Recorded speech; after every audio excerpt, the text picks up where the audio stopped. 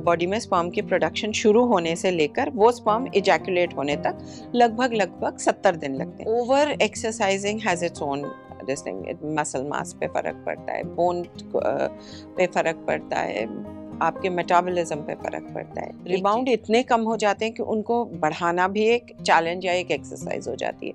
तो as I said,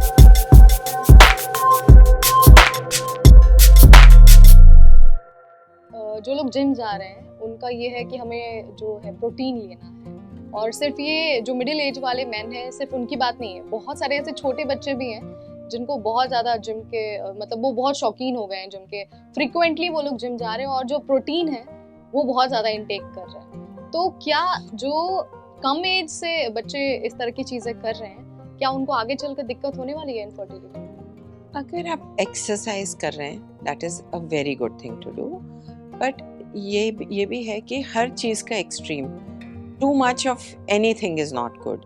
तो over exercising has its own this thing, muscle mass पे फ़र्क पड़ता है, बोन पे फ़र्क पड़ता है, आपके मेटाबॉलिज्म पे फ़र्क पड़ता है। एक चीज़ वो देखने वाली है। दूसरी चीज़ ये देखने वाली है कि आप कितना प्रोटीन ले रहे हैं और क्या उस प्रोटीन के साथ कोई स्टीरॉइड्स तो नहीं ऐड ऑन्स।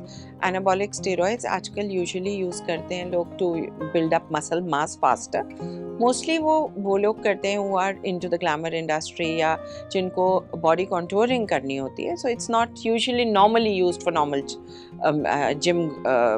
Gym users.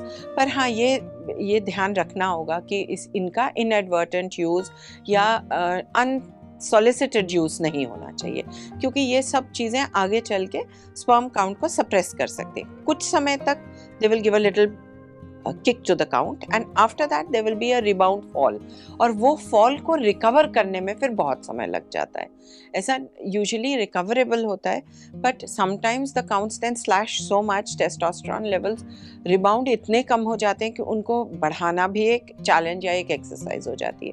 तो as I said, too much of everything is bad.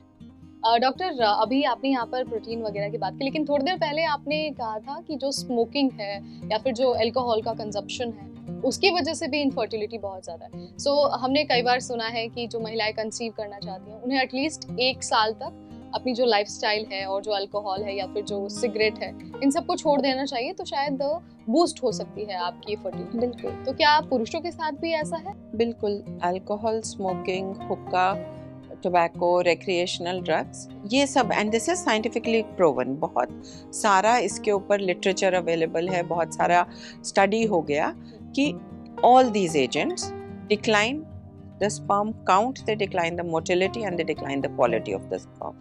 So it's a hit from all the sides, और इनको रिवर्स करना is absolutely possible.